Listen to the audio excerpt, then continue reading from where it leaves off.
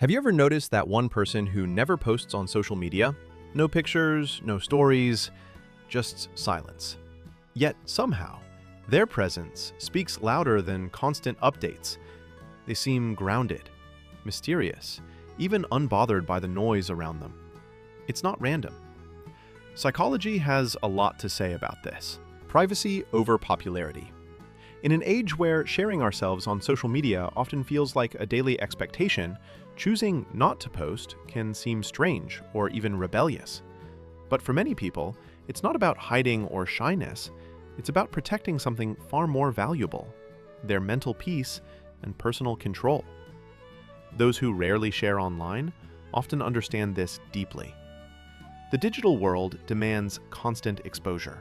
It creates pressure to perform, to show highlights, to be perpetually on.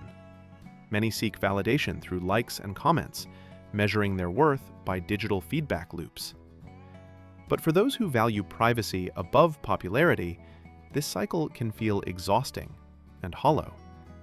Instead of chasing visibility, they choose to guard what truly belongs to them: their time, their thoughts, their authentic selves. Privacy becomes a buffer, a conscious decision to keep parts of their life sacred and undisturbed by outside judgment. This choice is not about fear or insecurity. Psychological research shows it reflects strong self-regulation, the ability to choose focus and protect identity from external noise and distraction. Having fewer public posts doesn't mean they are disconnected. It means their connection is selective and intentional. Interestingly, this restraint often leads to a greater sense of authenticity. Without the need to curate an image for public consumption, their online presence aligns more closely with their real selves. Their validation comes from internal alignment, rather than metrics. The paradox is striking. While society often equates worth with visibility, these individuals find strength in quietude. They teach us that confidence doesn't always shout for attention. Sometimes it simply exists, deeply grounded, thoughtfully expressed, and quietly powerful. This chapter invites us to reconsider the value of presence over performance, and the true meaning of being seen. High self-awareness. One of the key reasons some people rarely post on social media is because they possess a high level of self-awareness. This means they have a clear understanding of their own values, goals, and sense of identity. And because of this, they don't feel the need to constantly project themselves for approval or validation. Self-awareness allows these individuals to separate their self-worth from how others perceive them online. They have spent time reflecting on who they are and what matters most to them, which gives them a steady internal compass. When your sense of self is strong and well-defined, the urge to seek external validation through posting diminishes. Social media becomes a choice rather than a necessity. Many people use social media as a way to build or reinforce their identity, especially in a world where digital feedback can shape self-esteem. But highly self-aware individuals don't need this external mirror. They can rely on their own judgment, their own set of standards, and their own emotional feedback loops. This independence from external validation often leads to greater emotional stability and less anxiety related to public opinion. In addition, their behavior online is driven by intentionality rather than habit. They think carefully about what they share and why, choosing meaningful expressions over constant broadcasting. This doesn't mean they completely avoid social media. Rather, they engage on their own terms when it aligns with their authentic self. Psychologically, this reflects a mature internal locus of control, the belief that you influence your life and outcomes rather than being controlled by external forces. It explains why they are less swayed by trends and peer pressure and more anchored in their own worldview. So, when you see someone who rarely posts, remember, it's often a sign that they know themselves well enough not to need social media to define their worth. Their silence speaks of confidence rooted in self-awareness, a quiet strength that many don't realize is truly powerful. Emotional independence. Emotional independence is a significant factor behind why some people choose not to post often on social media. This quality reflects an inner strength, one that allows them to remain confident and balanced without needing constant external validation or approval. Unlike those who rely on social media reactions to feel seen or valued, emotionally independent individuals have cultivated a deep sense of self that is less affected by others' opinions. They don't use social media as a barometer for their emotions or self-worth. Instead, they have developed the ability to process their feelings internally, manage their mood independently, and maintain mental clarity regardless of digital feedback loops. This emotional steadiness is not a form of detachment or indifference. It's a kind of mastery over one's inner world, being able to face solitude without discomfort, to handle criticism without emotional upheaval, and to find contentment inside themselves rather than through the approval of others. The psychology behind this shows that emotional independence leads to healthier coping mechanisms. Rather than seeking distraction or reassurance in online validation, these individuals are more resilient. They focus on authentic connections in real life and tend to prioritize meaningful interactions over fleeting digital acknowledgments.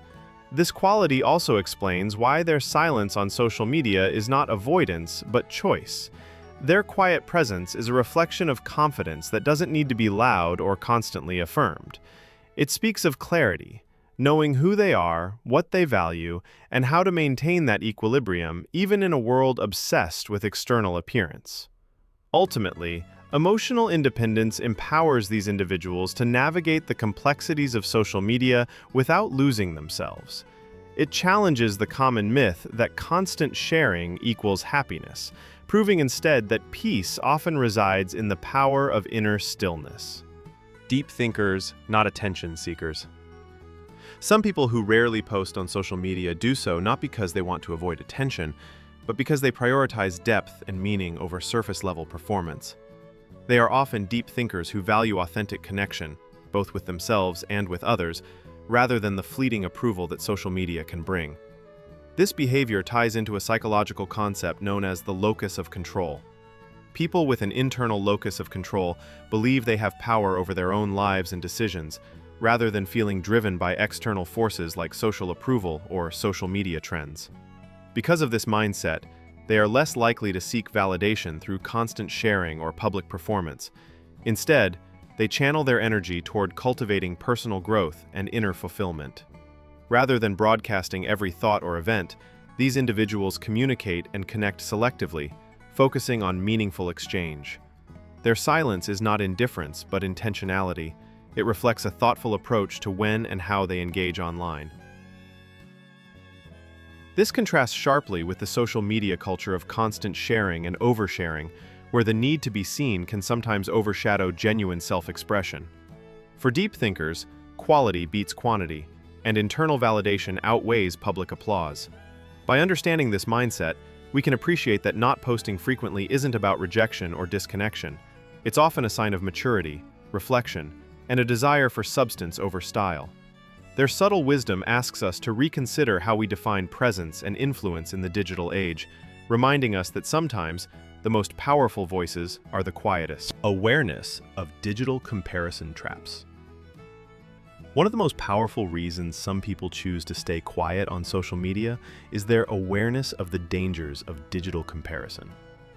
Social media platforms create an environment where comparing ourselves to others happens almost automatically.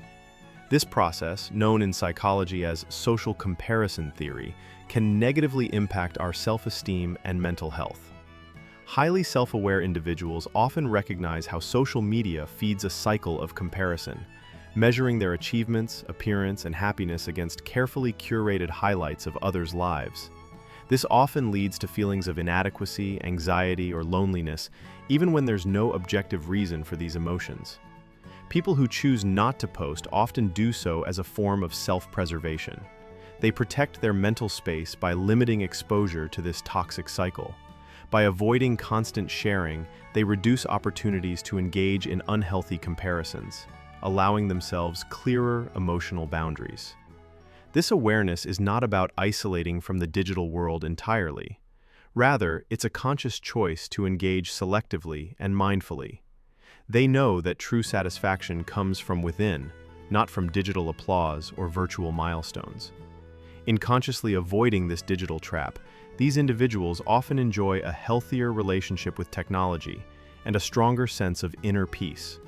Their quiet resistance challenges the social norms of constant sharing and reminds us that protecting our well-being sometimes means stepping back from the spotlight. Intentional disconnection, choosing when to log off. In a world that's always on, choosing to disconnect, even temporarily, is a powerful statement. It's not about abandoning technology or rejecting social media entirely. It's about using it with purpose rather than compulsion. For those who rarely post, the act of logging off is intentional, not accidental. It's a boundary, a reminder that life happens offline too. This intentional disconnection reflects a deep understanding of how constant connectivity affects mental clarity, focus, and emotional health. Research in behavioral psychology shows that intermittent breaks from social platforms restore cognitive bandwidth, reduce anxiety, and improve overall well-being. When you're not constantly reacting to notifications, your brain has the space to process, reflect, and create. Moreover, choosing when to be offline shows confidence in delayed presence. You don't have to comment on everything instantly. You don't have to be seen to matter. That kind of patience reflects maturity and power. People who disconnect with purpose tend to live with greater mindfulness. They engage in face-to-face connections more deeply. They notice more, feel more, think more clearly. By stepping away from the digital stage, they give themselves the gift of attention, something easily fragmented in the scroll of endless content. This doesn't mean rejecting the digital world altogether. It simply means recognizing when you need space from it. When silence serves you better than sharing. When privacy strengthens your sense of self more than performance ever could. In a culture where visibility is currency, choosing disconnection is a radical form of self-trust. You're not running away. You're coming back to yourself. This chapter highlights an important lesson for everyone. Sometimes, preserving your peace in a world of endless comparison is the most courageous and wise form of strength. Remember, choosing not to post on social media is not a sign of insecurity or antisocial behavior. It's often a powerful signal of quiet confidence and inner strength. Real self-assurance doesn't need to be loud or constantly displayed. It can simply exist in thoughtful silence.